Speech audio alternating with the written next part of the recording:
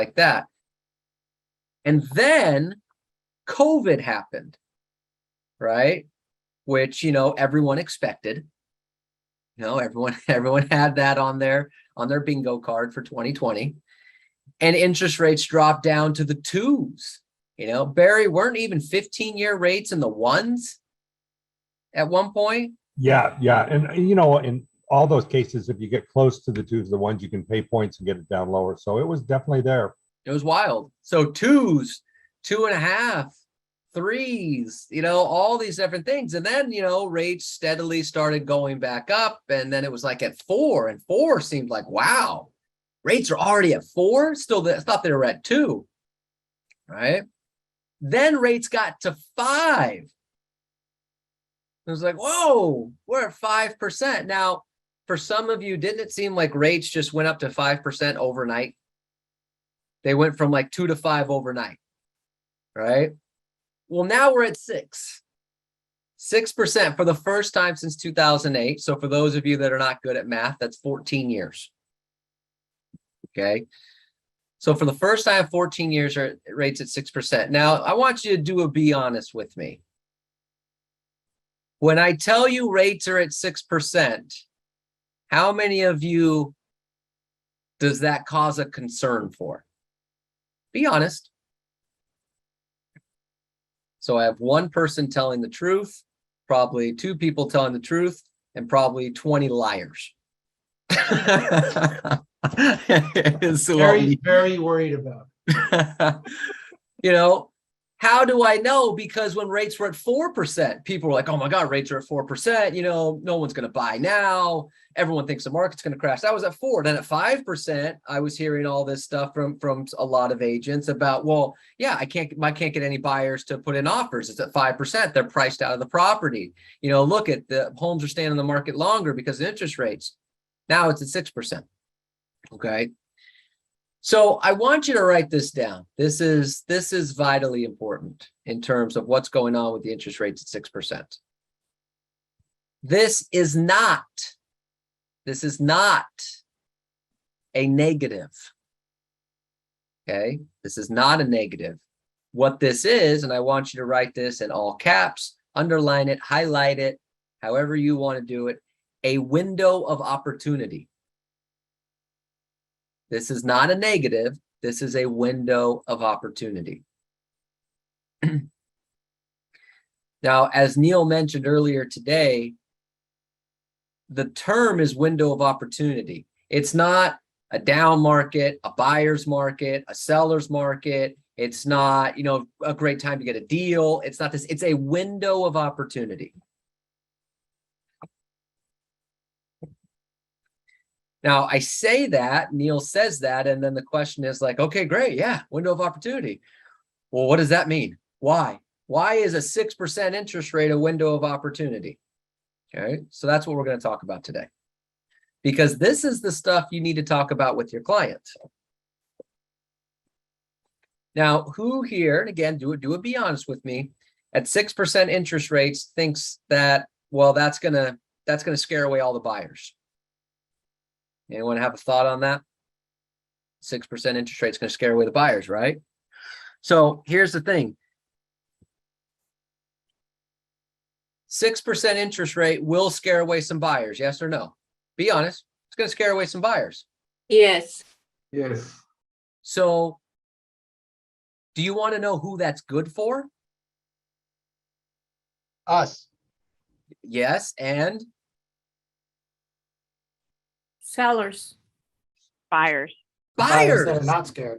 It's good for the buyers, right? It's good for the buyers because, yeah, this is going to scare away some buyers, which means it's good for buyers. Robert, what the hell are you talking about? Okay, well, let's talk. In the last 2 years, in the last 2 to 3 years, trying to buy a house was just chaotic. Yes or no? I mean, for those of us that bought homes, that tried to buy homes, had buyers, it was, I got a qualified, motivated buyer, and they can't get a house. Showing them properties, they're writing offers $25,000, $30,000 above list price. We're waiving appraisal contingencies, can't get a house. It's crazy, right? Because we're dealing with 15 offers, 20 offers, 30 offers. I got a buyer, the property comes on the market tomorrow. They can't see it until Sunday. No, we're not showing on Sunday. We got enough offers on Saturday. It was chaotic. Now, did that put a lot of buyers out of the market? Yes or no? Yeah, put a lot of buyers out of the market. So this is the opportunity for those buyers. This is the opportunity for those buyers, because at 6% interest rate, it's going to scare away a lot of the buyers who are not really have to buys. Okay. Which means if I'm a buyer now, I'm not dealing with 20 offers. I'm not dealing with, I have to write an offer and I have to waive all my contingencies. I'm not dealing with the fact that I'll offer to pay all the escrow cost. I'll offer to pay all the title costs. I'm not dealing with that. You know what I can do as a buyer? What can I do as a buyer now? It starts with N. Negotiate. I can negotiate a little bit. Now, there's a big difference between negotiating and looking for a deal. Okay. I'm not looking for the buyer that is trying to offer 20% below list price. I'm looking for the buyer that wants to buy a house, but was FHA or VA. And in 2020, 2021, if you had an FHA or VA loan, it was just like, oh, don't even bother. That buyer can get a house today. A buyer who's doing 3% conventional can get a house. What about a seller that wanted to buy a house, but it was contingent upon selling? How was that client doing in 2020 and 2021? I mean, miserable, right? You couldn't buy a house contingent. Well, can you get an offer accepted contingent today? Yes. Yeah. So some of you are going, oh, this is all just for buyers. No. Mr. and Mrs. Seller, remember we wanted to sell your house, but we couldn't find you a replacement property. So you just said, the heck with it, we'll stay. Well, I've got news for you. We have a what? What do we have? Window of opportunity. Oh, yeah, I got it. We have a window of opportunity. We could sell your house today and get you that replacement property. But Robert, isn't it going to be harder to sell their house? Not if you're a good agent. Are you a good agent? Yes or no? Okay, I got two of you. I'm concerned now. Yes, Robert. Yes, we are. I see Juan Carlos Nuno going, yeah, and I see everyone else just, I don't know. I don't know anymore. Am I not? Robert, I don't know. Help me. A good agent can get their home sold, but the listing is not the concern. They wanted the other house, right? Their motivation is, I'm moving here for a reason. So yeah, we'll get this listed, but the good news is we get you where you want to be. We get you in the house you want to be. You wanted to get out of a condo and into a single family residence, and you couldn't do that last year. Guess what? We could do that today. Let's get out of the condo. Let's get you into a single family residence. You wanted to get in from a 2-bedroom house into a 4-bedroom house. We could do that today. Well, rates are at 6%. Do you want the house? Do you want the house? Yes. Then who cares? Okay. This is for motivated buyers and sellers. This opportunity, if you're a motivated buyer or seller, this is a tremendous window of opportunity. Because if I really want to buy a house, am I concerned about a 6% interest rate? Not really. No. No. And let me tell you why. Let me tell you why I'm not concerned about a 6% interest rate. Barry, let me ask you a question, Barry. If we took out 2020 and 2021, is a 6% interest rate really high? No. It's for years, Robert, I'm a little older than you, but for years, if I could get anybody near 6%, under 6%, I was super happy. Yeah. See, we have to, a little bit of this is our own mindset. Oh my God, 6%. I want you to write this down. 2020 and 2021 were not normal. Those were anomalies. So we as agents and the consumers or buyers are comparing a 6% interest rate to the 2% in 2020. That you can't compare that. That's not normal. Why don't you compare interest rates in 2020 compared to interest rates in 2019? Well, it's from 5 to 6. Oh, well, that's not a big deal. Everyone's thinking 2 to 6. Hey, Robert, Yes, but Mike. also we had to understand that in the last 2 years, the prices went way up too. Yeah, I get it.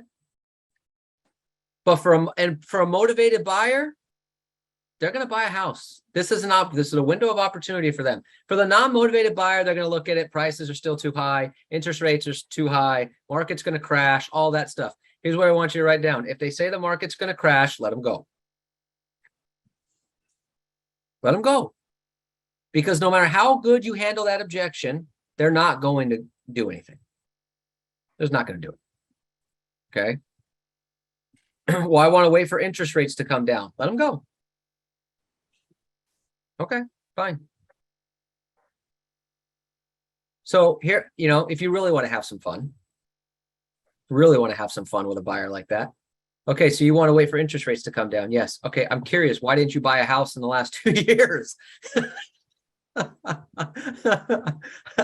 want to wait for interest rates to come down. Okay. What happened the last 2 years when rates were at 2 and 3%? Why didn't you buy then? They wanted prices to go down too. Yeah, exactly. Well, prices were too high. Oh, okay. Right.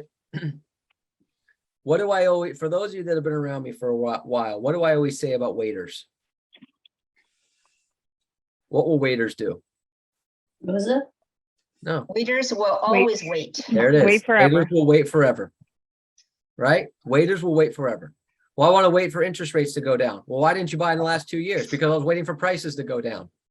Okay, well, why didn't you buy before that? Well, I was waiting for the election to see what happened. Okay, well, why didn't you buy before that? Well, I was waiting to see if I was going to leave California. Well, why didn't you buy? Like they're always going to find a reason. I want to wait for the market to crash. I want to wait for rates to go down. I want to wait for prices to go down. I want to wait for this. I want to wait for that. Let them go. This is not for these people.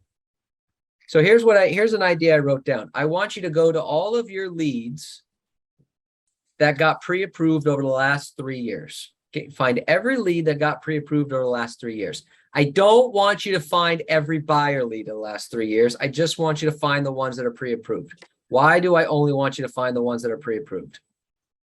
Because they're ready. They want you back. Yeah, because they actually made an effort. Well, I'm going to call all my buyer leads. This one didn't get pre-approved. This one ghosted me. This one. No, because you know what? They're going to do the same thing. I want the ones that got pre-approved that made some sort of effort to go get pre-approved to buy a house, but it didn't happen. I want you to gather all these people and I want you to call them to see if they bought a house. And if they bought a house, let them go, obviously. Okay. And if they didn't buy a house, oh my gosh, I'm so glad I got you on the phone. Because I have what for you? A window of opportunity. I have a window of opportunity for you. You know how you got pre-approved and you got out of the market because you were tired of competing against 30 offers, $100,000 above list price and waiving all contingencies? Yeah, that was pretty miserable. Well, what if I told you this, right? It's like an infomercial. Well, what if I told you that I could get you a house without waiving all contingencies at fair market value, not competing against 30 offers? Would that excite you? Hell yeah, it would excite me. Great. When can we go see property, today or tomorrow? Tomorrow. Okay, but before we do that, I need you to talk to your lender. Because the one thing about rates is that they might not qualify for the same amount. but they're ready to go. They're ready to make it happen. Okay. So call all those leads. Call all of those leads. That's number one. Number two, call all seller leads that needed to buy a replacement property in the last 3 years. Same thing. Hey, you were looking to sell your house because you wanted to move up, move down, move here, do this, whatever. Yeah. And you didn't do it because we couldn't get a property offer accepted because it was contingent, right? Yeah. So we just decided to stay here. Okay, great. And the reason you were moving is because you were in a 2-bedroom house and you had twin boys who were about to be teenagers and you needed a 4-bedroom house, right? Yeah, absolutely. I'm curious, how is that going? It's miserable. They're destructing the house and I'm going to shoot both of them in about 2 weeks if this doesn't get any better. Oh, so glad I called today.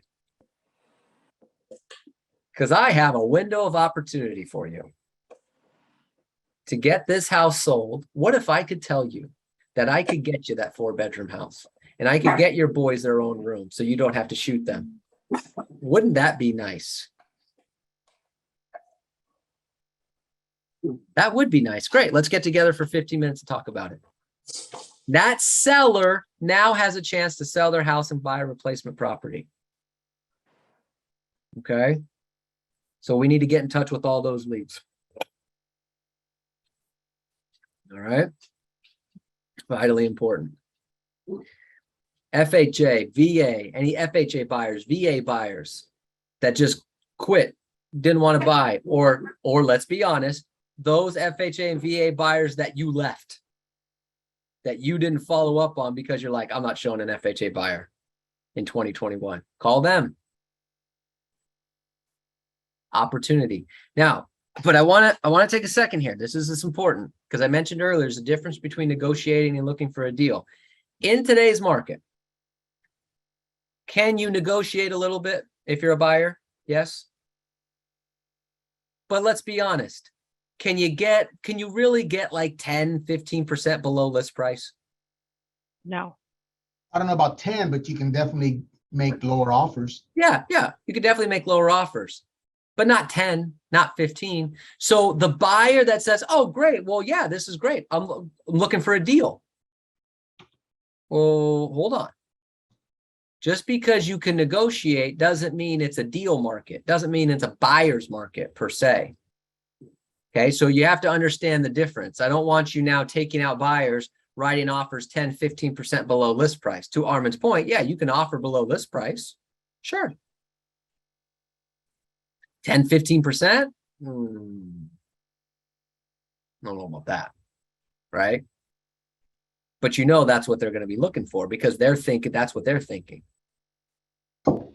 That's what they're thinking. Now, here's the other thing on the 6% interest rates. We're going to talk about buyers one more thing, and then we're going to shift over to sellers. From the buyer's perspective, yes, this is an opportunity because you can negotiate. You might be able to get your offer accepted, things like this. But this is also urgent.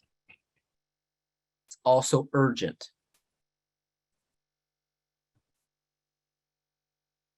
It's urgent because the reality is, even though you can negotiate a little bit, you're now at a 6% qualification. So your buying power might not be the same. Your monthly payment might not be the same. So yes, we can get you negotiated, but we also need to do something now because you're at 6%. This is your payment. If it goes up to 6.5, your payment's going to be this, which you're not comfortable with.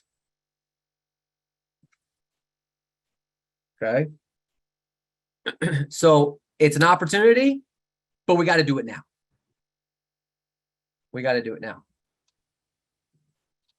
And then here's the beautiful thing. If they're concerned about interest rates, okay, let's get you the house. Now, do interest rates sometimes fluctuate? Do they go up? Do they go down? Okay, great. Yes. So let's just say, let's get you the house while you have some negotiating power. Okay. And then if interest rates go down, what can you do? Refinance. You can refinance and do a lower interest rate. You can always do that, but you get the house. Let's get you the house. And then if rates go down, then you can refinance. Because here's an important objection handler. Well, yeah, but I want to, why don't I wait until rates go down? You could, at some point, rates might go down a little bit, but what happens when rates go down? Prices go up. Prices go up because why? What enters the marketplace? More buyers. More buyers. Mr. and Mrs. Buyer. I'm going to try to say this in the nicest way possible. You know how you were frustrated over the last 2 years trying to buy a house? Yes. It's because interest rates were low. Yes. If you wait for interest rates to go lower to buy, isn't it fair to assume you will be in the exact same situation as you were a year ago, where you're now competing against 15, 20 offers above list price, waiving contingencies? Oh, yeah. Forget waiting for rates to go down. Get the house while you can. And then if rates go down, then you can refinance. Is this making sense?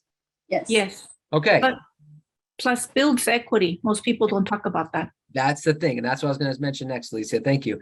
Is that over time, in at least Southern California, some of you are in different areas. In Southern California, over time, do prices go up or down? Up. Over time. Up. Up. So you get the house today. Well, what if the price goes down? What if I buy it today and then the price goes down 5%? Are you selling it tomorrow? No. Who cares? In 10 years, it'll be worth more. If you hang on to it for 15 years, it'll be worth a lot more. But you get the house. You couldn't get the house 2 years ago. This is the point we have to make. This is what we have to sell. You have a chance to get a home.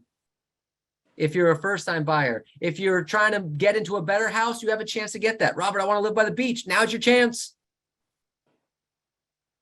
I want to get an investment property. Now's your chance. I want to get out of a condo and into a single family residence. Now's your chance. Don't wait for rates to go down. Don't wait for prices, because as soon as they do, everyone's going to flood the market again, and then you're screwed again. I have a window of opportunity to take advantage here. Okay. This is what we're talking about. Now let's shift over to sellers. Shift over to sellers. Well, gosh, Robert, it sounds like this is really great for buyers. What about sellers? Robert, I have a question. Yes, Sandy. For example, you write an offer to the buyer, and then you said they're looking for like 10% up. So if the good salad, how much percent you think we can go? I don't know. Do a comp. Do a comp of the property. It's tough for me to answer that question because I don't know. The property might be overpriced to begin with. So if the property's 5% overpriced, you could try to go, 5-6% below, because then you're just below market value, right? So you have to do a CMA to see what's going on, because the reality is in some of our marketplaces are not getting hit as hard as other places. Got it. So do a little CMA on that property to see, hey, I think realistically you could probably go a little bit below. You could go 5% below, maybe you can go 6% below, but maybe in some of our marketplaces, it's like, you can go 3, maybe you can go 2. So it depends on the marketplace. So you have to look at the stats in the marketplace, but I don't think there's any market where they can go 10. So if you run into someone who says, well, yeah, let's offer 10% below. No, I'm not going to do it. Yes. Why not? Well, it's a waste. It's a waste of our time. Yes, sir. Thank you. Well, I want to get a deal. Okay. All right. When I get a deal, that's good. I recommend Kansas. Deal to you, Mr. Biden. I'm sure in Kansas, maybe you can get 10% below. I don't know. It also depends if there's another offer on the table. Yeah, of course. Hi. Miguel's over there abusing his daughter. Miguel just embarrassed his daughter. She's running out of the room. Daddy. She get her license yet? She actually did scripts the other night, and I'm not joking. She came up with some pretty good objection handlers. All right, very good. Not joking. Mastermind next Thursday, Miguel's daughter. So you got to be careful. This is again the negotiating versus the deal, right? I'm looking for a deal. Obviously, the first question we're going to ask is what's a deal to you? Okay, that's the most important thing. What's a deal to you? And if the deal is not realistic, then be honest with them.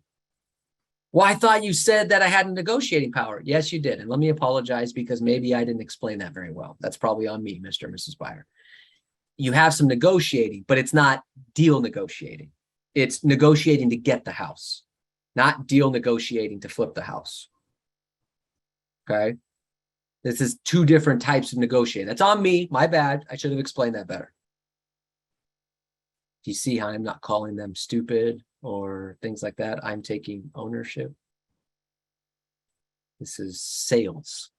Hey, Robert, usually the buyers right now, they come into you as an agent and ask you the question, how much do you think I can get the house for? And we as an agent, we need to give them an advice and we got to tell them. Yeah, And, do a CMA. I will say full price is for sure. Yeah, yeah. How much do you think I can get the house for? Well, we won't know.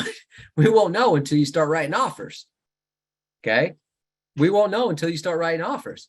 Well, it's for 900,000. Okay. Well, let's start writing offers. Let's begin the process of negotiating. Okay. Because I don't know what this, I'm not representing the seller. I don't know what they're willing to go down to. How much are you willing to pay for this house? I'm willing to pay $875. Then I suggest you write an offer for $875 and let's see if the seller takes it. That's what I would suggest. Now, again, if I wanted to do a CMA, I could do a CMA of the mark of it and say, hey, look, here's based on the comps. This is what homes are selling for in the area, so and so forth. So I would, maybe you start out at this. But again, I would say a comp is, this is just based on comps. Doesn't mean this is what the seller's going to take. Doesn't mean this is what the appraiser is going to appraise it for. So ultimately, how much do you feel comfortable offering for this house? Well, I would pay $900,000 for it. Do you like the house? Yes. Then I would say, let's offer $900,000. You don't think we should negotiate? Do you want the goddamn house or not? Oh my God, you don't know how many times I wanted to say that. Right? I want the house. Then pay. They're asking for 900. Give them 900. No, the other part. God damn it. You know what I mean? Sometimes we have to have these conversations, because again, because Michael's right. They're looking for us sometimes for guidance. Well, how much can I get it for? How much for this? I don't know. I'm not representing the seller. I don't know what the seller's willing to do. How much are you willing to pay?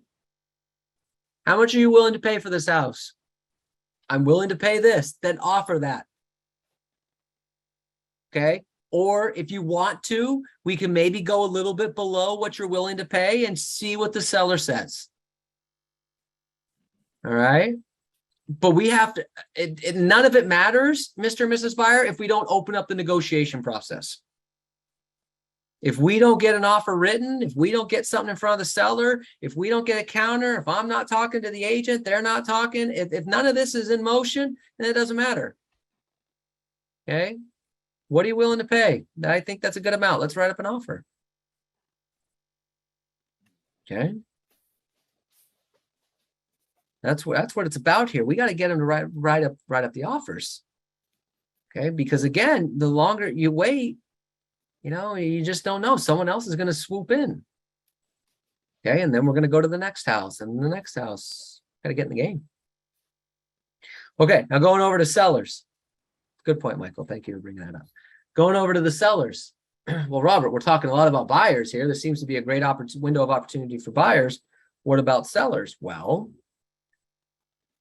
anytime there's an opportunity for one side of the transaction, there's an opportunity for the other side of the transaction. Might not be the same opportunity, but it's still an opportunity. From a seller standpoint, the opportunity is this. The buyers that are looking to buy right now at a 6% interest rate, would you say that they're fairly motivated? Yeah. So guess what, Mr. and Mrs. Seller? Any buyer that writes up an offer today is qualified and motivated. That's the type of buyers you're looking for. The reality is, Mr. and Mrs. Seller, we don't need 50 offers. Okay. And the truth is, I don't want 50 offers because I have to show you all 50.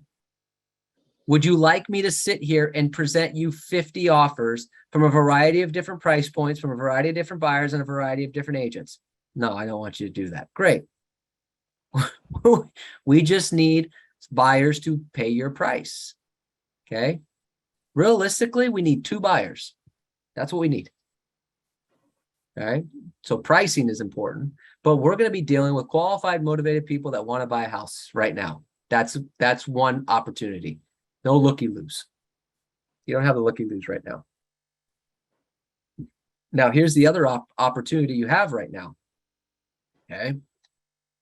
Is that if you sell it now compared to 6 months from now, if the rate goes up to 6.5, 7, am I going to get a better price now or when rates are at 7%? Now. So Mr. and Mrs. Seller, not only are we getting you buyers that are qualified and motivated and none of these looky-loo people just throwing stuff at the wind, you have an opportunity right now to cash out on a property before the rates go up any higher, before anything else changes in the market. And instead of getting 850, you end up getting 800. How important is $50,000 to you? Make sense?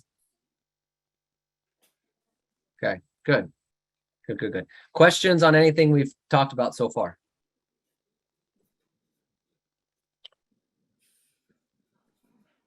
Now, does anyone believe anything I've said, or do you just think I'm full of crap? It's a great No. opportunity. We believe it. A little bit of both. Yeah, a little bit of both. I put my hand up for the first question, but I didn't get it down fast enough for your second question. You know, It's very I helpful. asked that because, you know, sometimes, look, some people are going to say, you know what? Yeah, that makes sense. This is a window of opportunity. And some of you are going to go, yeah, I don't believe it. This is 6% and this is doom and gloom and this is miserable. Okay, let me position this one last way. Okay, for those of you, because I know some of you still aren't 100% sold, and that's fine. If you pitch it as doom and gloom, right? If your thought is this is doom and gloom, this is bad, this is no good. Do you think you will generate more business pitching doom and gloom or pitching window of opportunity? Window of opportunity. Okay, thank you, Armand. So I've got one. So for those of you that still don't think this is a window of opportunity, look at it from a different perspective and say, even if I don't believe it, I'm going to exercise blind faith that if I pitch doom and gloom to clients, they will shut down. If I pitch window of opportunity, they will move forward. Okay. We have to look at this from a totally different perspective. Now, here's the beauty. Here's the last little nugget here, and then we'll open it up for other questions. What do you think most agents think of? How do you think most agents feel about this situation?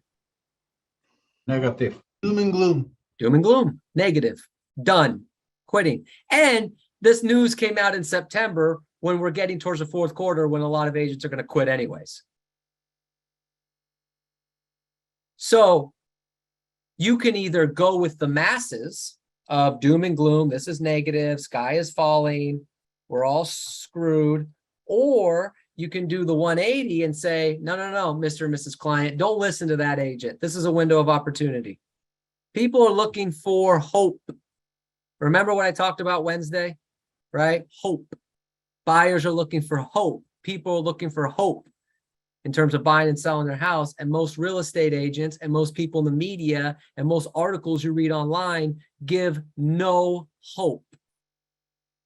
None. And so the buyers and sellers just put their head down and they stay in their house and go, okay, I guess I'll stay in this 1-bedroom condo with my 3 kids a little bit longer. Hey, Robert, Yes, Michael. I think, like I said, between buyer and seller, for the buyer, they are seeing more negative going up on the rates because they know they're going to have to pay more.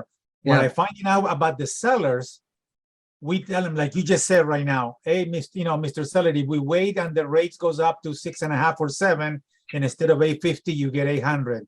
The sellers still have a hard time to believe that because they got so used to prices go up, that until we still seeing that negative effect on the prices, they still have hard time to understand that. No, you're right. You're right. So what you need to do with sellers like that, if they're motivated, if you were to box them in and say, okay, great. Other than you don't think prices are softening, is there anything else holding you from selling your house? Okay. Because we want to make sure that if I do the work to show you in your area that prices are softening, that I actually have a listing. I don't want to do this work and then you tell me that, well, I'm not moving for 2 years anyways. Right. So let's say they go, yeah, look, I'm willing to sell. I just, gosh, I don't think that the prices are going down. I don't see it. Do some research, and maybe they're right. Maybe they have a really market where prices are still selling for 10% above list price and all these other things. But go into the MLS and see, hey, see all these red arrows? You see all these red arrows? Do you know what that means, Mr. and Mrs. Seller? I don't know what that means. It means the price was reduced on their listing. Now, do you think people reduce prices because there's a lot of buyers? No. Do you think they reduce price because they're getting a lot of offers and they just feel bad and they feel like, you know what, I feel bad for all these people, I should lower my price? No. I want to help. I feel bad for them. I feel bad for them. Home price, they're right. Home prices are too expensive. I'm going to lower my price. Rochelle should lower the price. I'm going to lower my price for them. Do you think that's what they're doing? No. Prices are being lowered because they don't have the offers.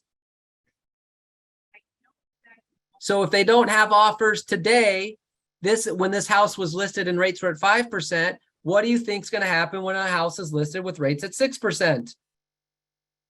They're going to get less offers. So you should show them the stats, show them the red arrows, show them what's going on.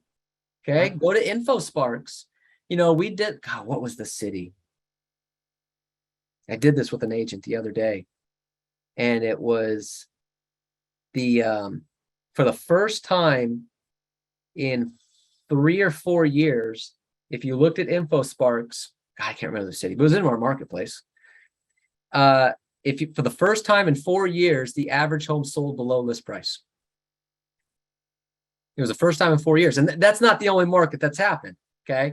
But you just see the trend, 5%, 4%, 3% above list price. And then it started to go down. And last month was the first month in 4 years the average home sold below list price. I'll show that to them.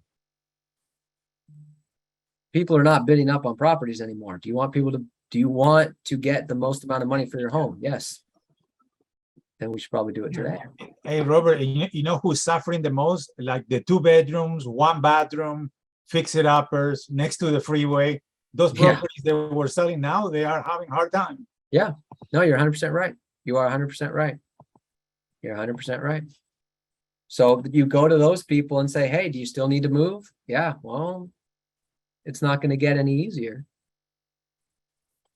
Not going to get any easier. All right. But this is to put a bow on all of this and see if anyone else has any questions. A lot of this is how we think about it. Okay. A lot of it is our own mindset. It's, oh my gosh, rates are 6%. Oh my gosh. Oh my gosh. Oh my gosh. Oh my gosh. No. It's cool. 6%. Let's go. What's the pitch? What's the angle?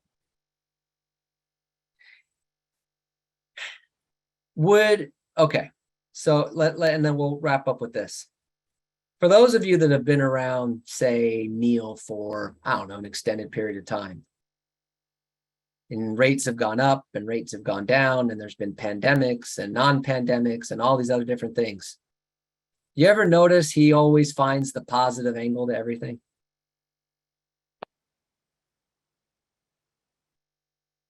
That's his job. That's his job. Find the positive angle, right? COVID happened. Everyone goes, oh my God, we're going to freak out. Neil goes, oh, this is so cool. We're going to have a virtual office that everyone's going to be together at once. And here we are 2.5 years later. Oh, cool. Oh my God. The market shut down. Oh, that's so cool. All the agents quit. Our agents are going to do this. Hey, you know what we're going to do? We're going to write this script and we're going to do this script and we're going to do this script. Oh my gosh. Interest rates are this. Call them this. Interest rates are 6%. Oh my gosh. Window of opportunity. Do you think that the fact that he's been successful for 40 years has anything to do with the fact that he takes every situation and turns it into the positive? Yep. He say 50 years, not 40. 50 years. Do you think that being 60 around 50 years and all the success he's had has something to do with that every situation doesn't get him down? He just looks at the angle. What's the positive angle towards it? That's what you have to do right now. This is not doom and gloom. This is not negative. It's what's the angle? What's the pitch? How do I make the most out of this? This is what it is. It's that window of opportunity. So on to that point, to kind of get everybody understanding what Robert's really trying to say here is that but you also have to have a positive outlook. It's not what happens to you, but in fact, how you react to it. So there were two other times that were kind of similar. One was when the REO market in 2008 took over. Now understand, we're a listing company, a listing organization, and all of a sudden, the only listings were going to REO brokers. And I kept convincing our agents not to be an REO broker because they're really working for the bank, and the bank can turn off the faucet anytime they want. And in fact, they did. And a lot of the agents that were working as listing agents for the bank, you know, they'd have 10, 15, 20, 40, 100 listings in process and coming in, and they were hiring people and doing stuff. Then all of a sudden the bank took the properties and sold them to hedge fund people. Now, all those properties were gone. So that was one issue. So what did we do there is we went and made open house signs, and we printed, I don't know, 1,000 open house signs, something like that, and got a really good price on it, and went to all the brokers that had these properties, but they didn't have enough people to hold them open, and we would hold them open, thereby giving us first shot at our buyers getting accepted on those listings. That was a major turning point in the business for us at Masters and for our agents keeping and making money. The second time came and most of you don't know this, but for the first 20 or 30 days, we were a non-essential business in California. So, which meant that we couldn't work. We couldn't list and sell houses.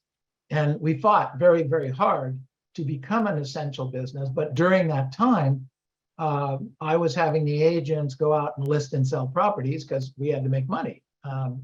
And I was taking a risk, figuring that the Department of Real Estate, not the Department of Real Estate, but the California Association of Realtors, who are a bunch of attorneys that said you shouldn't do something. And I said, well, you're independent contractors. You guys don't listen to us anyway. So what the heck? So if I tell you not to do something, you're not going to do it. So you went out and did it anyway. But that was very cool. But the second thing was, if this was going to continue, I had already started setting up with my broker friends across the country, because all of us were telemarketers. That's what we did. That's what we taught. That's how we worked. That's how we made money. And there were a number of states in the union that were essential. And what we were going to do is we were going to get their lists of sellers, so to speak, their expireds, whatever they had. And we were going to go out, set appointments for their people. Their people would take the listing and send us a referral fee. We're not going to make as much money, but we were going to eat. And nobody was doing stuff like that. So anyway, you've got a great team around you. Don't forget that. Shameless plug, Robert, number 4 today. It's not a plug. It's for real. Thank you. That's number 5. Thank you. Anyone else want to say something nice? We're going for 10. All right. Anyway, Robert, that was an excellent job. Thank you. Thank you. Any questions on anything we went over today?